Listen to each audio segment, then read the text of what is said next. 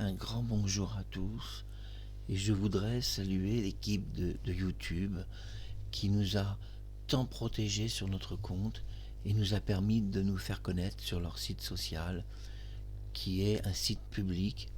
On doit le dire, toutes nos vidéos ont été publiques et je remercie aussi l'équipe de Google qui nous a beaucoup soutenus et qui a fait connaître nos vidéos à travers le navigateur, puisque nous sommes consultables dans le monde entier. Alors un grand merci à l'équipe de YouTube et à l'équipe de Google. Cette émission sur la mort de Claude François, qui s'intitule « Une erreur volontaire ou involontaire », on aborde dans cette saison 4 une série d'émissions consacrées uniquement au thème qui n'est pas nouveau mais qui sera beaucoup plus complet, la mort de Claude François. Le 11 mars 1978, Marie-Thérèse explique à divers journalistes que Claude François n'est pas mort. Et pourtant le chanteur est annoncé mort depuis un peu plus d'une heure. Plus tard, au cours des mois, des années, elle fera une confidence surtout privée et pas publique, puisque publiquement, elle n'a jamais expliqué pourquoi elle avait fait une contradiction de témoignage sur le fait qu'il était mort, ou peut-être pas vraiment. Ou même pas du tout. Oui, c'est une contradiction de témoignage, quoi qu'on dise, car on ne peut pas dire au téléphone qu'un homme est mort et dire à des journalistes « il n'est pas mort, il doit réfléchir », il va donc s'apprêter et sans doute qu'au cours de la journée, Claude décidera de réapparaître. Ne vous inquiétez pas, il doit prendre sa décision. Oui, ça a été présenté comme ça, Marie-Thérèse a présenté les choses comme ça.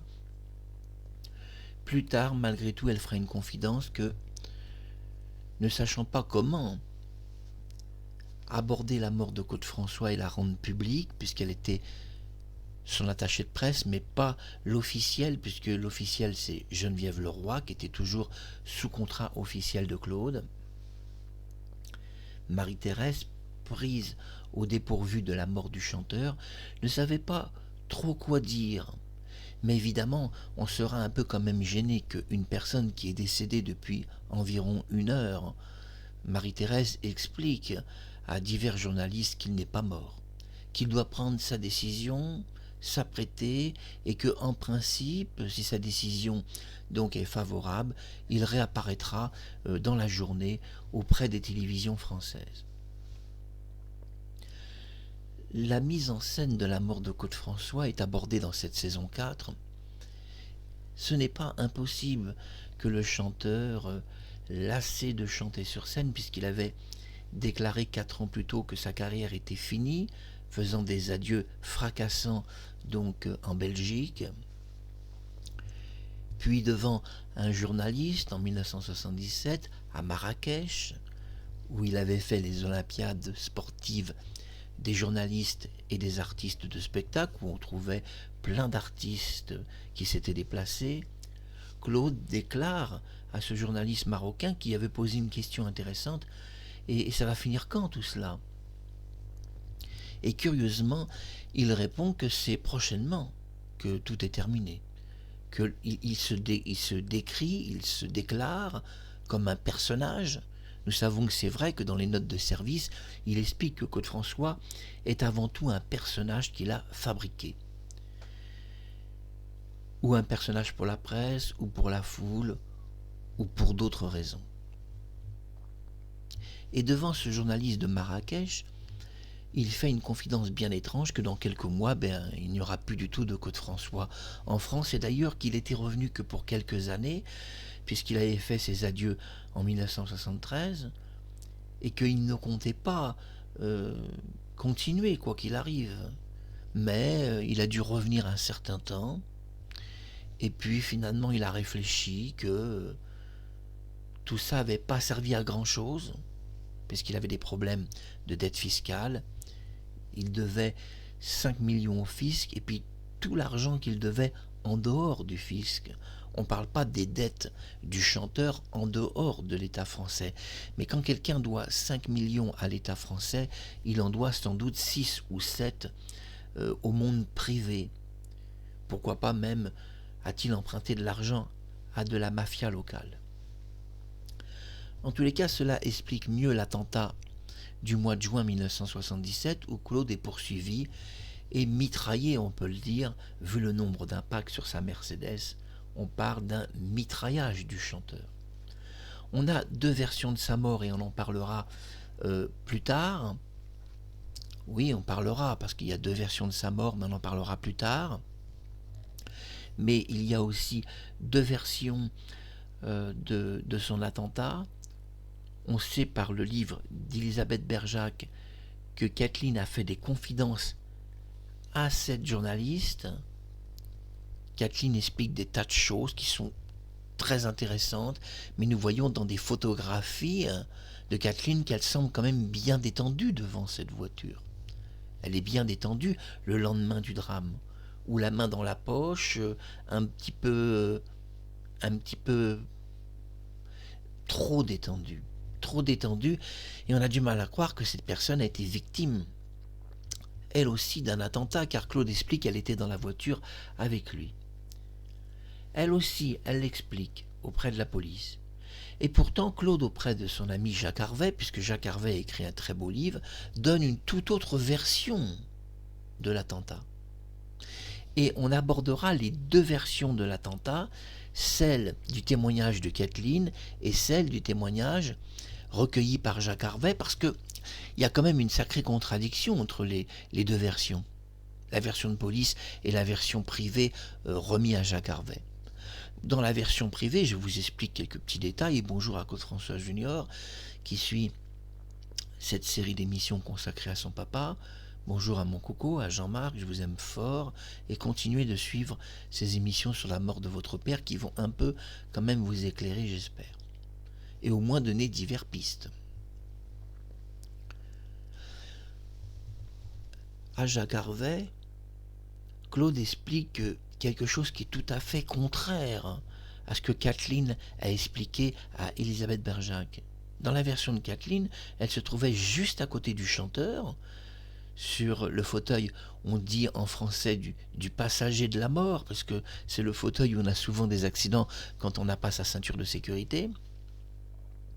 Elle explique que Claude a pris sa tête, l'a poussé, et donc l'a mis sous la boîte à gants. Ça, c'est la version de Kathleen.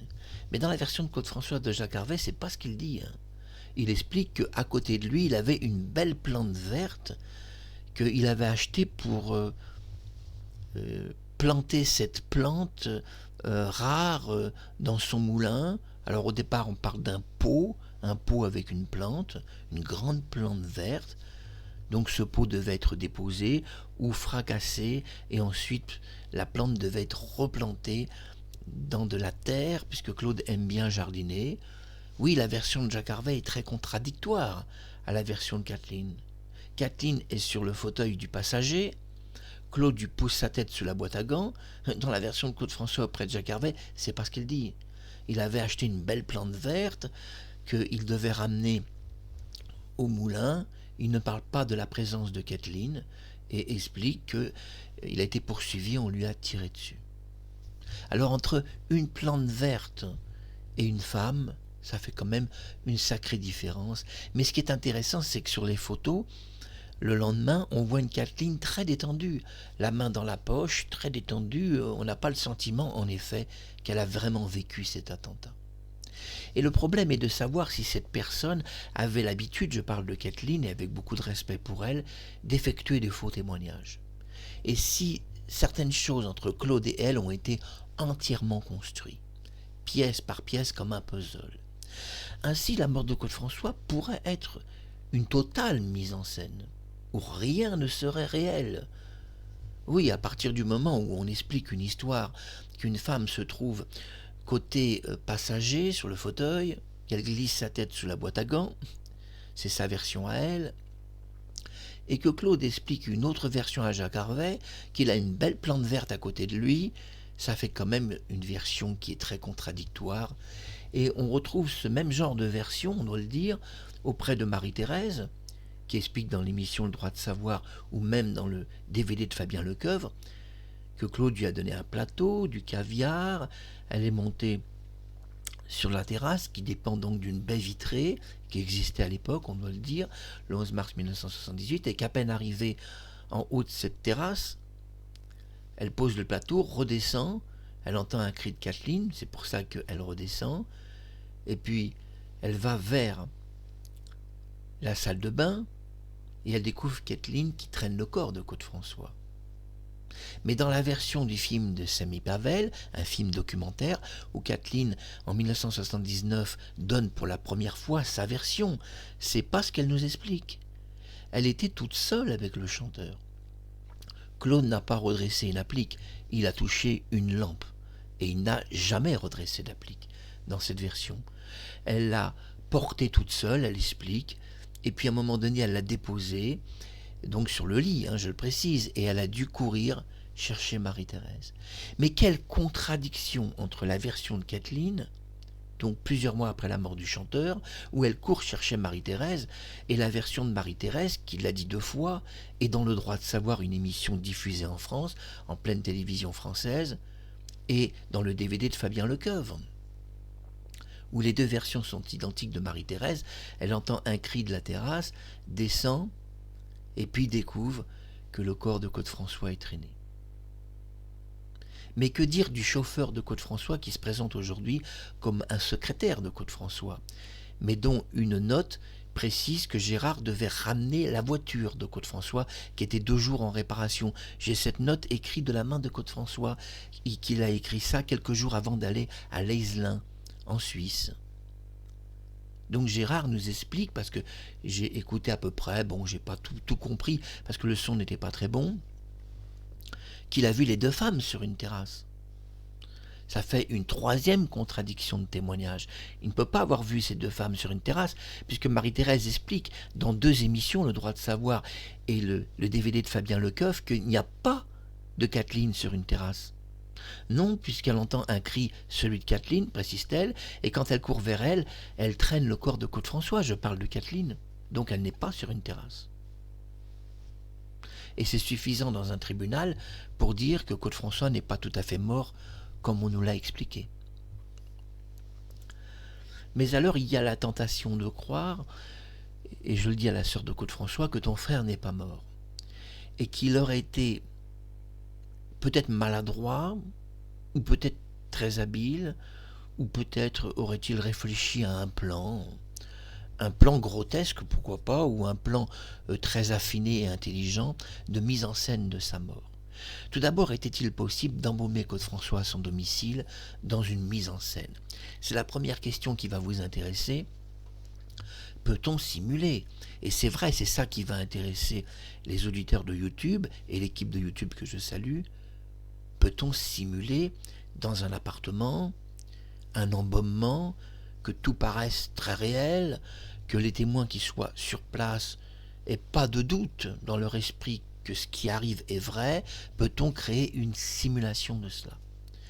Alors on doit savoir et on doit comprendre que Claude, à l'époque, était en contact avec des magiciens. Il était l'ami de grands magiciens et avait participé sur scène à des tours de magie. Il existe même des photographies que mon coco, c'est-à-dire Claude François Junior, possède dans sa collection officielle.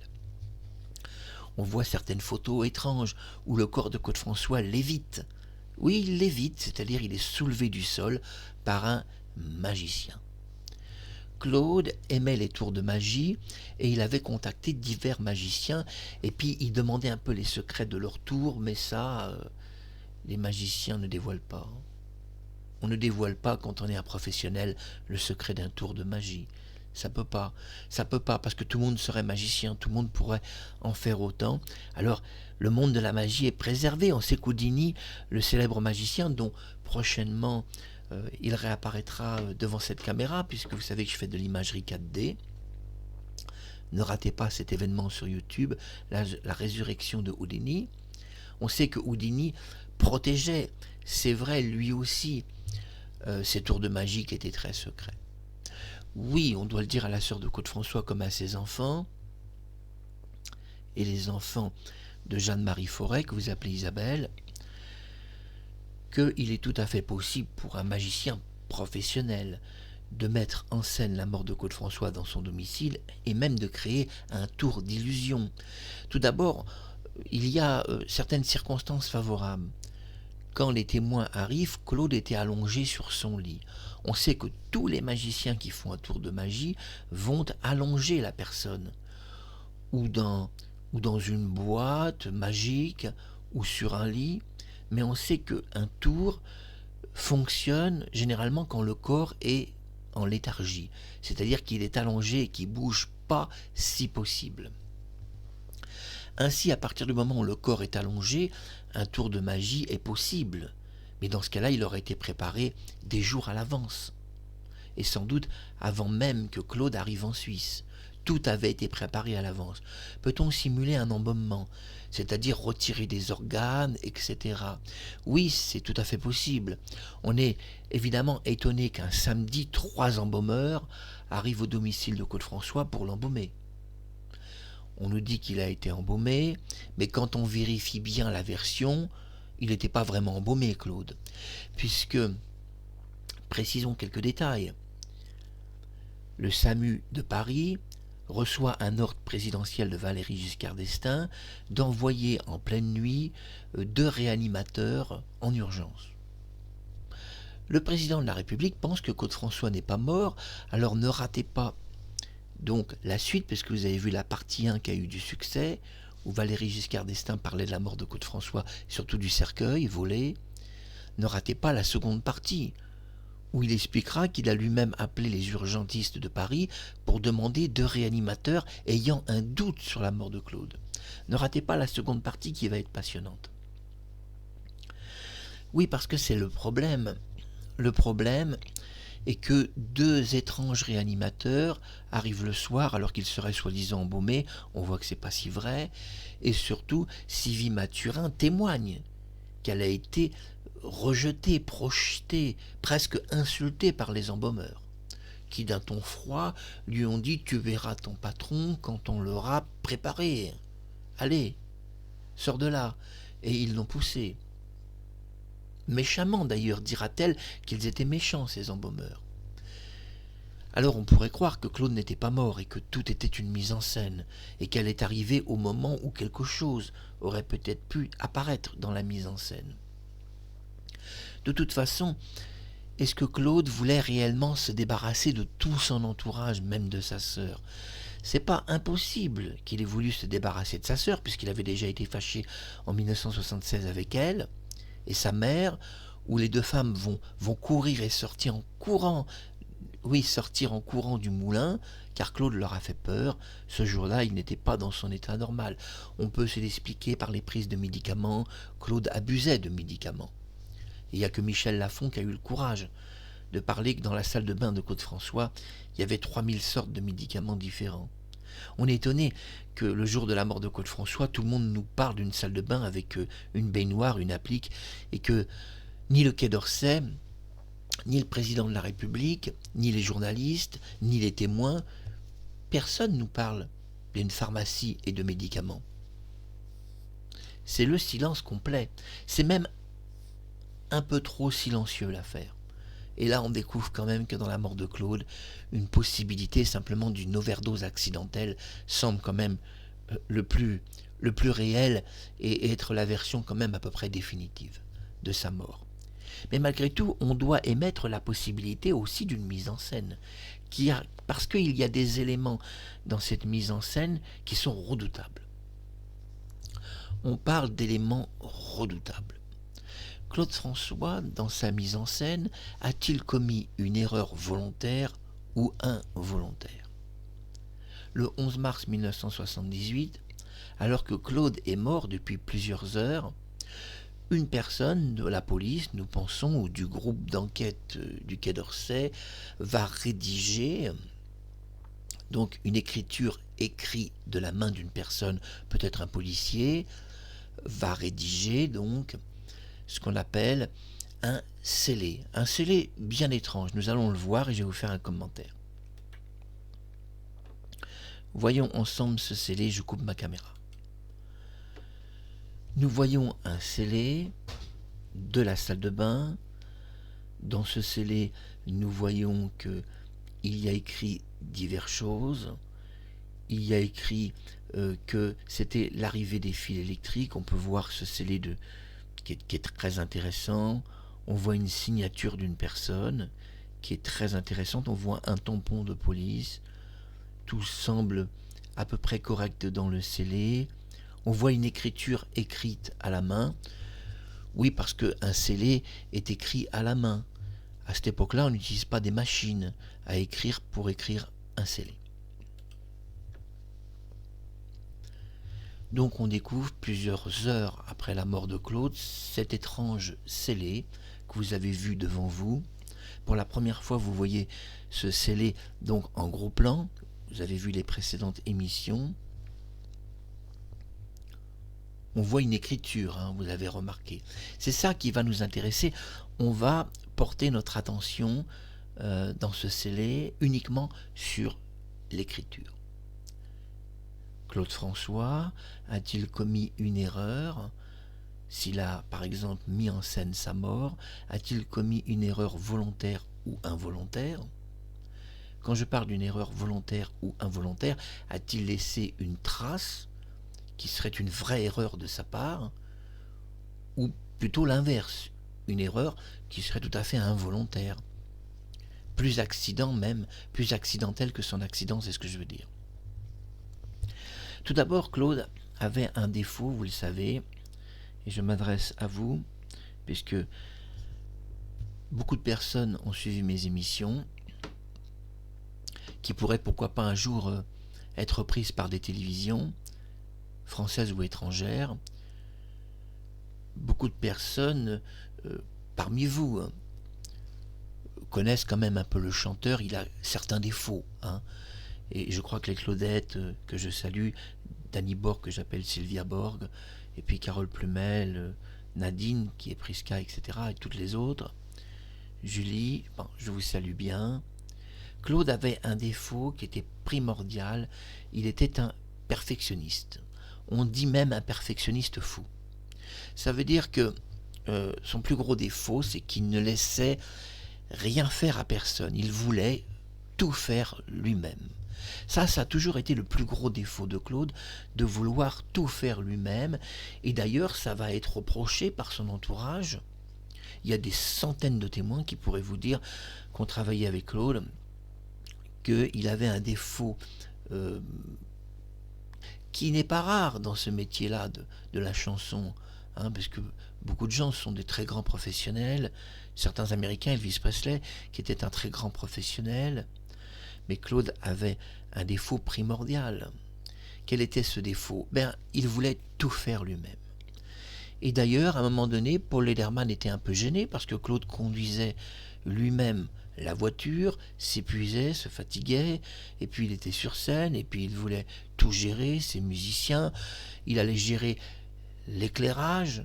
Parfois, il y a eu des disputes où il avait une équipe de 50 personnes, où certaines personnes disaient Claude, bon, on connaît quand même notre métier, occupe-toi du tien et chante sur scène, et laisse-nous faire notre travail. Claude avait un défaut, il voulait tout faire lui-même. Et donc, si le 11 mars 1978, il a mis en scène sa mort, il a peut-être commis une erreur. Une erreur qui est involontaire, c'est-à-dire une vraie erreur, ou alors une erreur volontaire. Si c'est une erreur volontaire, alors il avait prévu peut-être un jour de démystifier sa mort et de réapparaître vivant devant une caméra et expliquer qu'il n'était pas vraiment mort. Ainsi, il aurait commis le jour de sa mort une erreur volontaire. Vous allez me dire, mais de quoi on parle? Quelle est cette erreur volontaire? On va y venir, mais on ne peut pas mettre la charrue avant les bœufs. C'est qu'on a quand même besoin pour tirer la charrue de quelques bœufs. Mais cela pourrait être une erreur involontaire. Oui, parce que Claude était tellement perfectionniste, il voulait tout faire lui-même. Ça a été un défaut qui a été signalé par tout le monde. Michel Drucker, presque Rémi Grandbach, tout le monde a dit que Claude voulait tout faire, mais même la chorégraphie. La chorégraphie des Claudettes était terminée, faite par des experts de la danse, que tout d'un coup il arrivait et il changeait tout, il voulait tout faire, même changer les chorégraphies, et ça a été son plus gros défaut de toujours vouloir tout faire. D'ailleurs, c'est ce que dira Guy Lux le jour de sa mort. Il voulait tout faire, peut-être a-t-il réparé cette applique, et puis il y a eu un accident. Mais il présentera les choses même plus froidement qu'il a réparé une applique et eu un accident. D'ailleurs, ça a été la seule personne à présenter cette version, puisque ce n'était pas la version de police, ni de la presse. Claude voulait tout faire lui-même. Ça a été toujours le plus gros défaut de l'artiste. Qu'est-ce que j'entends par tout faire lui-même ? Regarder les costumes des Claudettes auprès d'elle, s'il n'y avait pas un petit fil qui était décousu. Il faisait lui-même les costumes des Claudettes et les dessinait. Il voulait tout faire. C'est pareil dans Podium. Dans son journal, il voulait tout faire. Il restait jusqu'à 22, 23 heures la nuit. Parfois minuit, 1 heure du matin. Il rédigeait lui-même les articles, il les corrigeait, il les détruisait. Certaines photos qui avaient été prises, il les annulait. Finalement, quand on lisait Podium, on lisait presque entièrement ce que Claude François avait façonné, fabriqué. Il fabriquait les images des artistes, faisait même de la contrefaçon artistique. Il a été un des premiers à faire de la contrefaçon artistique, où il présentait Dave comme un hétérosexuel. Mais je ne critique pas Dave, puisque nous acceptons toutes les communautés, et les communautés gays sont très bien acceptées, puisque même j'ai publié La cage aux folles au commencement. C'est des gens qui sont tout à fait valables et qu'on doit respecter. Et souvent on découvre que c'est même des gens très gentils, plus humains que d'autres personnes. Mais en tous les cas, Claude voulait tout faire. Tout faire, et ça a été le plus gros défaut de l'artiste. Ainsi, si on imagine, et je dis qu'entre l'imagination et la réalité, parfois il n'y a qu'un pont. Mais si on imagine que ce jour-là, endetté par des dettes fiscales, et puis des dettes privées qui étaient de 6-7 millions d'une façon privée et 5 millions à l'État, il devait 10 à 12 millions en réalité, et pas 5. Alors on peut comprendre que la mafia lui est tirée dessus s'il n'avait pas remboursé 1 ou 2 millions qu'il avait empruntés. Parce qu'à l'époque, la mafia prêtait de l'argent, mais il y a des dates de remboursement, il y a des prélèvements automatiques obligatoires. Encore qu'à l'époque, les prélèvements automatiques n'étaient pas aussi conformes qu'aujourd'hui. Et donc, c'était souvent de main à la main qu'on remboursait de l'argent à la mafia. On a de fortes chances qu'à un moment donné, il ait emprunté de l'argent à quelques groupes un peu mafieux qui dévalisaient les banques, comme la banlieue sud, qui dévalisaient les banques et qui ont peut-être prêté de l'argent d'un hold-up pour aider Claude François à sortir de ses dettes fiscales. Et il n'a peut-être pas remboursé en temps et en heure. Ce n'est pas des suppositions. On sait qu'il avait fait des prêts privés qu'il n'a jamais remboursés. Mais ce qui nous intéresse, c'est son petit défaut. Le petit défaut de vouloir tout faire, tout gérer, tout organiser, jusqu'au petit détail. Le 11 mars 1978, plusieurs heures après sa mort, un policier entre dans la salle de bain, procède à un premier scellé qui va être établi entre la porte de la salle de bain, côté droite et côté gauche, pour que les gens n'entrent pas dans cette salle de bain. Quelques témoins arrivent à avoir quelques confidences difficiles de la police. Où est cette applique qui a tué Claude François ?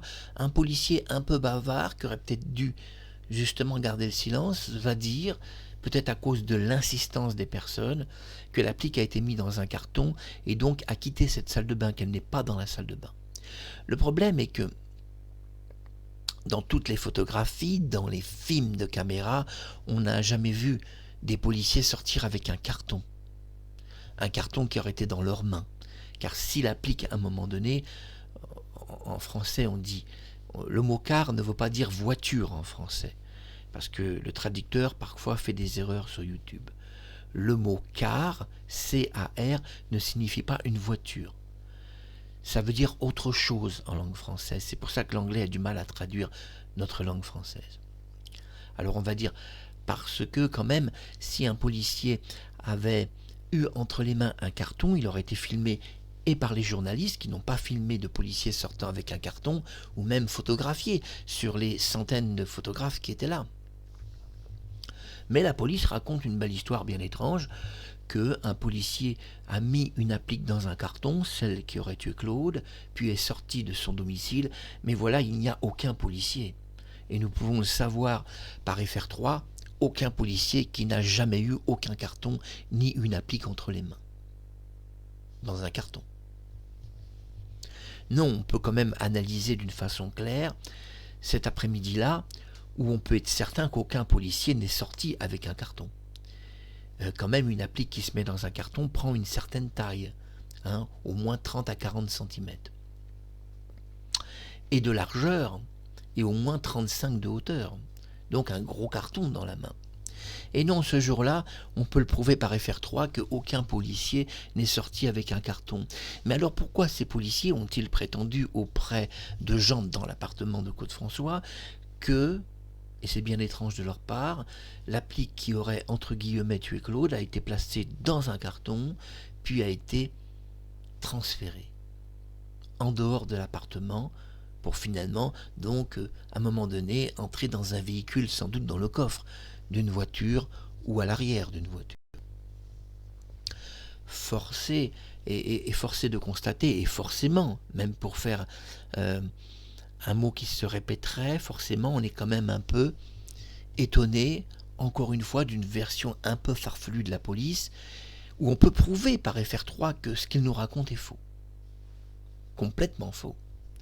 Mais ce qui est intéressant, c'est que les témoins sur place, eux, on leur dit ça, ils l'ont cru.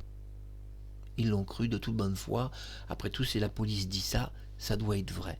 Mais il y a tellement de choses qui sont fausses de la part de la police française, où il nous a raconté dans des centaines d'enquêtes en France, des choses qui étaient aberrantes et qui étaient fausses, même dans les tribunaux. On voit des affaires, mais énormes, de crimes organisés, etc., où la police présente des histoires à dormir debout, où on peut prouver que sur des milliers d'affaires en France, on parle de milliers d'affaires, la police avait présenté des histoires à dormir debout. Et que rien n'était vrai. À l'époque, on n'était pas dans une police aujourd'hui qui est une police française à l'américaine, on était dans une police très différente, où on pouvait cacher des choses, où on voulait même cacher des choses pour des raisons ethniques parfois, des raisons de racisme parfois, des raisons culturelles parfois, des raisons d'identité, que ce soit des terroristes ou d'identité, quand c'est des gens qui ont l'asile politique ou autre, parfois la police cachait des tas de choses. Mais ce qui nous intéresse, nous, c'est pas ce que la police a raconté, puisque c'est faux ce qu'ils ont dit. À aucun moment cette applique a été dans un carton et est sortie de l'immeuble, parce que par FR3, on aurait eu donc le film d'FR3 et des photographies de journalistes où on peut voir ces policiers avec un carton dans la main. Donc, ils nous ont raconté un mensonge. Cette applique n'a jamais été mise dans un carton. Dans ce cas-là, elle n'a peut-être jamais existé. Puisque si elle a été dans un carton, elle est sortie de l'immeuble, elle a donc été photographiée à un moment donné, c'est obligatoire, parce que tout était pris en photo et pendant des heures. Et aussi filmée par FR3 qui a filmé en temps réel, à partir de vieilles premières cassettes vidéo de l'époque, toute l'après-midi. Et pourtant, j'ai vu les films intégral, je peux vous assurer, ayant vu tous les films, qu'aucun policier sort de l'immeuble avec un carton.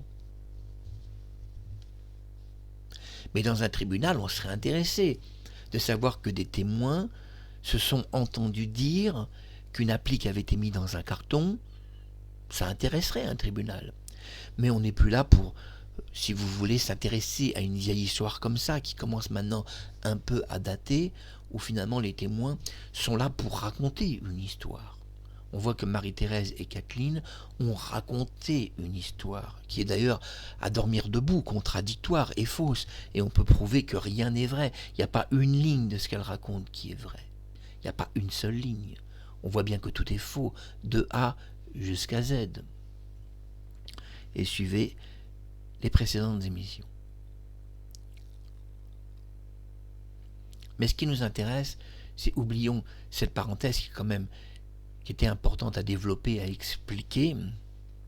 Ce qui nous intéresse, nous, c'est finalement le point faible de Claude. Son point faible, sa petite manie de la perfection, du souci du détail, dira-t-on. D'ailleurs, c'est sur cette version que les témoins expliquent que, soucieux du détail, du petit élément, l'applique avait bougé toute seule, nous dira-t-on. Puis, 40 ans plus tard, Kathleen précisera, elle avait bougé un bon millier de fois toute seule, l'applique. Mais évidemment, par l'agenda de Fabien Lecoeuvre, on peut prouver que Claude François a été très peu dans cet appartement, puisqu'il était tout le temps en tournée.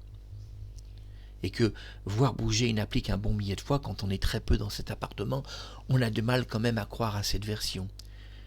Quand Kathleen explique que l'applique était là depuis 1976, et que Vin Buggy fait une contradiction de témoignage en expliquant que des dizaines de personnes du showbiz lui ont demandé où était cette applique, puisqu'ils sont rentrés dans la salle de bain de Claude François, ils n'ont jamais vu d'applique, même quelques jours avant sa mort, où Jacques Harvey explique que 3 jours avant sa mort, cette applique n'existait pas au-dessus de son bain. Il en est formel. Il explique que si Claude est mort électrocuté, il s'est électrocuté sur les 2 appliques de son lavabo. Une à droite ou une à gauche, ou une des 2 en tous les cas. On ne va pas dire laquelle. Mais que toute l'histoire de la salle de bain et de l'applique au-dessus, l'applique murale au-dessus de son bain est complètement inventée. Il explique qu'il est témoin, il n'y avait pas d'applique. Et donc c'est une histoire inventée. Il pense qu'il y a eu une erreur de la police et qu'ils n'ont pas voulu, comme cette erreur était maintenue depuis des heures et des heures, ils n'ont pas voulu corriger cette erreur. Bon, on a fait une grosse erreur, une grosse bêtise, on a dit qu'il y avait une applique. Voilà, on a donné un faux communiqué à la presse, maintenant on ne corrige pas l'erreur.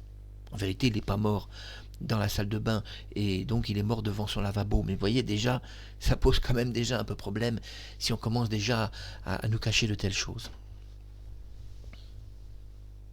Mais c'est parce que justement, les choses ont été cachées comme ça qu'on voit qu'il y avait quand même quelque part une mise en scène de quelqu'un, de quelque chose, d'une entité, d'un groupe de gens. On est obligé de le constater, on ne peut pas dire qu'il n'y a pas une mise en scène. Quand on voit déjà toute la contradiction entre Marie-Thérèse et Kathleen. Marie-Thérèse arrive, elle voit Kathleen traîner le corps de Claude. Mais Kathleen nous explique, quelques mois après la mort de Claude, dans le film Samy Pavel documentaire où elle apparaît pour la première fois, qu'elle a porté le corps de Claude, elle était toute seule, elle l'a déposé sur le lit, elle a couru chercher Marie-Thérèse pour lui dire d'appeler les secours.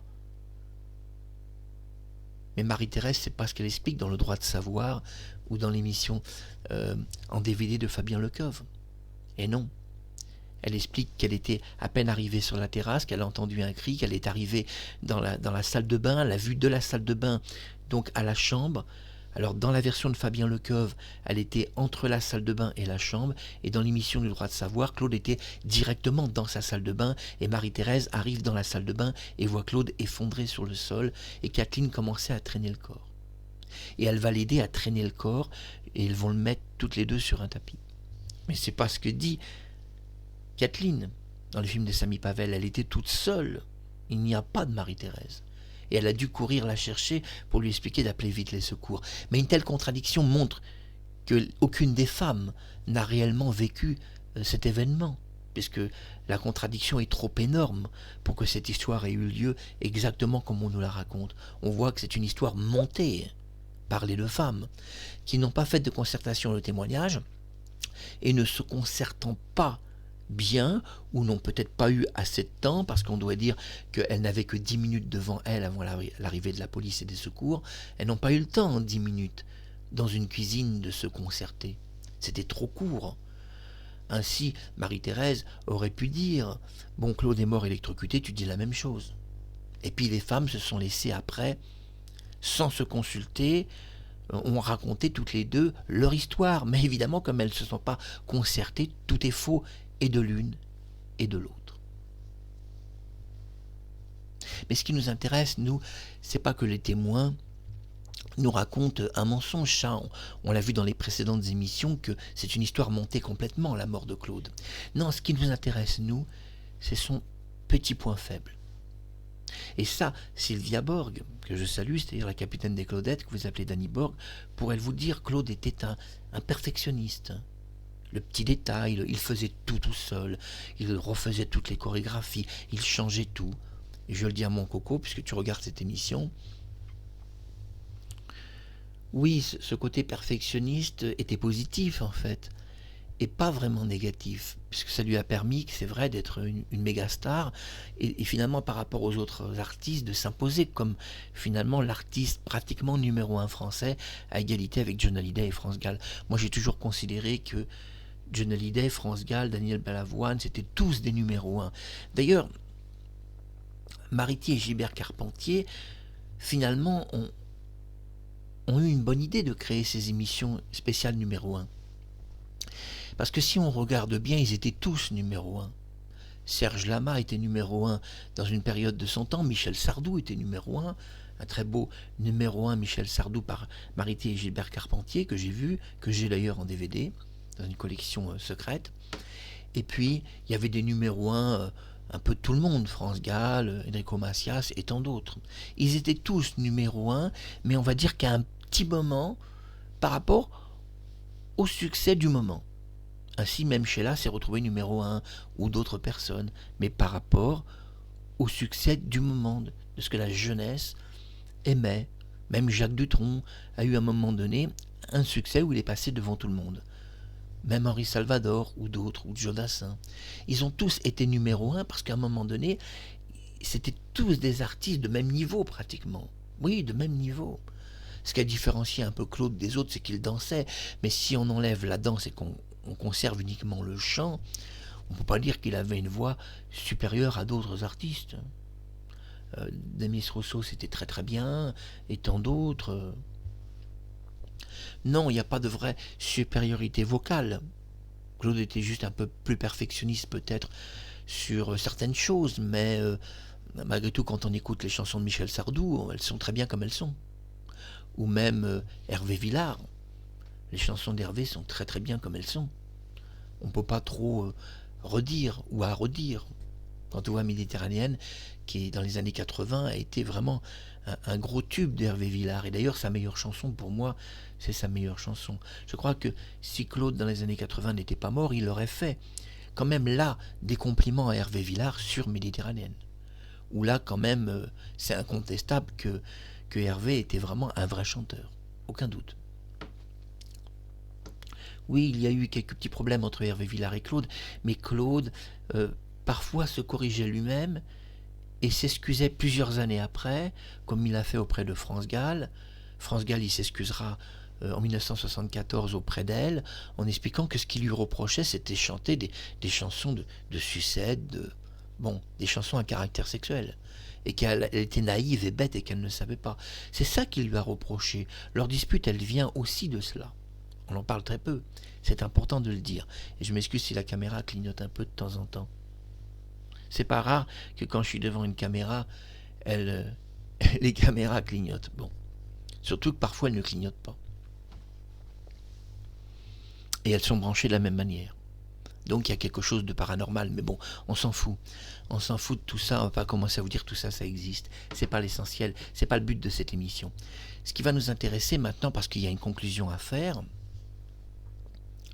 puisqu'on a fait quand même le déballage un peu de diverses questions qui sont passionnantes, et je vous invite prochainement à voir la suite de Valéry Giscard d'Estaing, puisque c'est très très long, ça dure 1h30 l'interview qu'il avait donnée à l'époque, et on n'a diffusé que quelques minutes.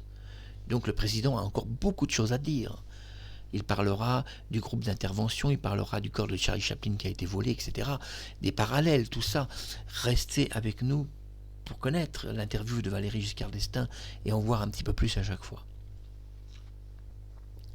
Non, ce qui nous intéresse et ce qui va vous intéresser maintenant, parce que c'est la conclusion de cette émission, c'est savoir si Claude François était réellement mort, et s'il n'était pas, a-t-il commis une erreur volontaire ou involontaire. On va revoir ensemble, si vous voulez bien, je vais couper ma caméra. On va revoir donc les scellés de cette applique. Alors je vous demande un petit peu d'attention, regardez bien attentivement l'écriture. Vous voyez, un policier a écrit donc au feutre bleu, c'est du bleu, c'est pas du noir. En effet, la police utilise le feutre bleu ou le feutre noir, et on voit que c'est écrit, hein.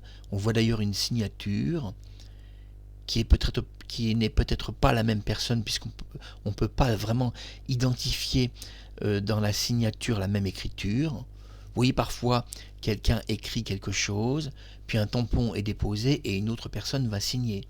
Le chef, si vous voulez, qui s'occupe de l'enquête. Me comprenez-vous? Mais ce qui nous intéresse, c'est l'écriture que vous voyez. Voilà, c'est le but de cette émission. Alors que Claude était mort depuis plusieurs heures, un policier ou quelqu'un de l'enquête a rédigé de sa main ce scellé de la salle de bain de son applique murale. Donc, un scellé écrit de la main et pas tapé à la machine. Alors ce qui nous intéresse, c'est, vous savez que quand vous écrivez à la main un papier, un document, vous savez que l'écriture est une empreinte, pratiquement génétique. On sait que pratiquement aucun être humain n'a la même écriture, comme on n'a pas les mêmes empreintes digitales, comme on n'a pas le même ADN. Oui, parce qu'à partir du moment où vous écrivez un texte, vous déposez quelque chose de vous-même. Et on appelle ça, quand on cherche une information sur la personne qui a écrit un document, on appelle ça l'expertise graphologique. L'expertise de l'écriture, si vous préférez. Et ce qui nous intéresse, nous, c'est de savoir qui a écrit ce document.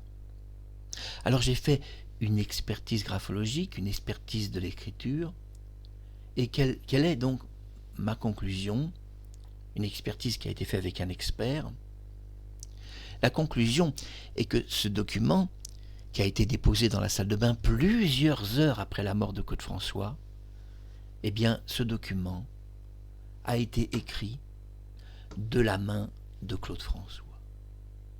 C'est lui-même qui, dans un souci du détail, de perfection absolue, a mis sa mort en scène, jusqu'à vouloir tout gérer, tout régler, et même écrire ce document de sa main. Et oui, c'est l'écriture de Claude François, vous ne rêvez pas. Il a lui-même écrit ce document qui sera déplacé et déposé dans sa salle de bain plusieurs heures après sa mort. Alors on est étonné qu'un homme qui est mort électrocuté, on retrouve sur ce document décellé son écriture.